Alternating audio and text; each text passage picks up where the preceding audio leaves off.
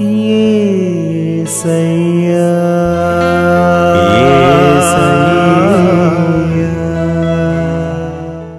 హల్లెలూయా. దేవునికి స్తోత్రం. ఈ వాక్యం వింటున్న వారందరికీ యేసుప్రభు వారి నుండి ఆశీర్వాదం, ఆరోగ్యం, ఐశ్వర్యం, సంతోషం, సమాధానం, నిరీక్షణ కలగాలని ప్రార్థిస్తూ సమస్త మహిమ, ఘనత, స్తోత్రం యేసుప్రభు వారికే చెల్లిస్తూ ఈరోజు మనం పరిశుద్ధ గ్రంథం నుండి 51వ కీర్తన 6వ వచనం చదువుకుని ధ్యానించుకుందాం. నీవు అంతరంగంలో సత్యము కోరుచున్నావు, ఆంతర్యమున నాకు జ్ఞానం తెలియజేయుదువు. దేవుడు అంతరంగమున సత్యం కోరుకుంటున్నారు.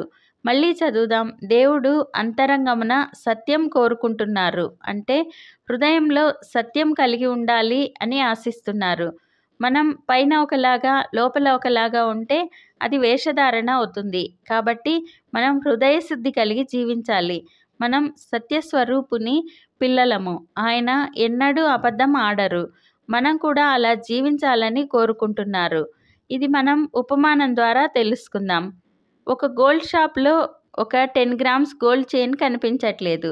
యజమాని అతని పనివాని మీద నేరం మోపాడు. కానీ ఆ పనివాడు, నేను మీరు చెప్పినట్లు హారాలన్నింటినీ షోకేస్లో సర్దాను. మీరిచ్చిన హారాలన్నీ ఇవే, నేను ఏ హారాన్ని దొంగిలించలేదు అని ధైర్యంగా అన్నాడు. కానీ యజమానునికి అతని మీదనే అనుమానంతో అతనిని టౌన్ పోలీస్ స్టేషన్లో అప్పగించాలి అని అనుకున్నాడు. కానీ అదే సమయంలో ఒక చిన్నపిల్ల, ఈ ఊరిలో మీది ఒకటే బంగారు దుకాణం, ఒకవేళ ఇది మీదేనేమో అని తీసుకుని వచ్చాను అని ఒక బాక్సులో ఉన్న హారంని అతని చేతికి అందించింది. ఈ హారం మీదేనా అని అడిగింది. అది చూసిన యజమాని, ఇది నీకెక్కడ దొరికింది, ఇది నాదే అని అన్నాడు. అందుకు ఆ చిన్నారి, ఈ పక్కనే ఉన్న ఒక చెట్టు దగ్గర పడి ఉంది అని చెప్పి అక్కడ నుండి వెళ్ళిపోయింది. అప్పుడు ఆ యజమానికి తన అజాగ్రత్త కనబడింది. ఉదయం టౌన్ నుండి రెడీమేడ్ హారాలను కొన్నాడు. పెళ్లిళ్ళ సీజన్లో మంచి లాభాలు వస్తాయి అని అవి తీసుకుని ఆ మార్గంలో అజాగ్రత్తతో పోగొట్టుకున్నాడు.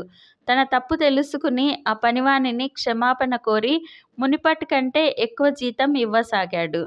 యోహాను సువార్త 8వ అధ్యాయం 32వ వచనంలో, అప్పుడు సత్యము మిమ్మును స్వతంత్రులనుగా చేయునని చెప్పగా, సత్యం మనల్ని ఎప్పుడూ స్వతంత్రులనుగా చేస్తుంది. మనం అనేక మార్లు అబద్ధం చెప్పి టెన్షన్ పడుతూ ఉంటాము. కానీ నిజం చెప్పినప్పుడు భయపడటం చాలా అరుదు. నిజం చెప్పాక మనం తేలిక అవ్వగలం. ఇతరులను కంఫర్ట్ చేయాలని అబద్ధం చెప్తాము. కానీ నిజం తెలిస్తే ఎలాగా అని భయపడతాం. ఈ ఉపమానంలో ఒకవేళ ఆ పనివాడు అబద్ధం చెప్పో ఇతరుల మీద నింద మోపో తప్పించుకుని ఉంటే అతను భయంగా ప్రతిరోజు జీవించవలసి వచ్చేది. అదే నిజం చెప్పాక ఉద్యోగం పోయినా నింద నిలవదు అని ఆలోచించాడు. మళ్ళీ రెట్టింపు జీతంతో అదే ఉద్యోగంలో నిలిచాడు. అతనిపై నమ్మకం కూడా పెరిగింది. కాబట్టి సత్యం పలకడం ఎప్పటికీ ఉత్తమం. ప్రార్థన చేసుకుందాం. ప్రభువా, దేవా, సర్వాధికారి తండ్రి, మీ పరిశుద్ధ పాదాలకు వందనాలు, స్తుతులు, స్తోత్రాలు నాయన. మీరు మా జీవితాల్లో జరిగించిన మేళ్ళన్నింటికీ వందనాలయ్యా. మేము ఎల్లప్పుడూ సత్యం పలుకువారిగా ఉండేందుకు సాయం చేయండి నాయన. మేము ఊరికే అబద్ధాలు ఆడకుండా మీరే కాపాడండి. సత్యం పలికితే స్వతంత్రత కలుగుతుంది. మీరు కూడా మా కొరకు అదే ఆశిస్తున్నారని తెలిపినందుకు వందనాలు తండ్రి. ఈ ప్రార్థనలో పాల్గొనే వారందరికీ సత్యం మాత్రమే చెప్పే సామర్థ్యాన్ని దయచేయండి. వారికి ఆరోగ్యం, ఐశ్వర్యం, జయ జీవితం దయచేయండి.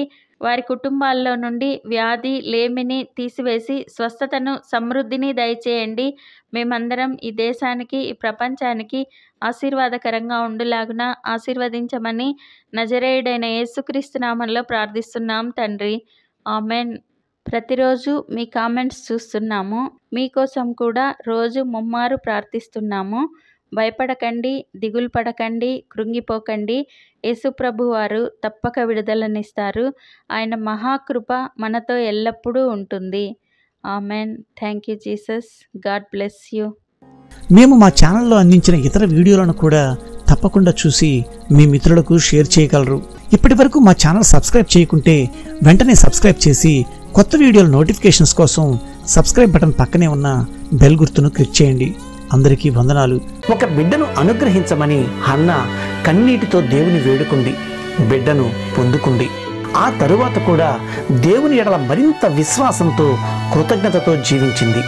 పొందుకోవాలి అని చేసే ప్రార్థనలో ఎంత నమ్మిక కలిగి ఉంటామో, దేవుడు మనకు కావలసినది ఇచ్చిన తర్వాత కూడా అంతే కృతజ్ఞతతో దేవుని ఎడల విధేయులమై జీవించాలి.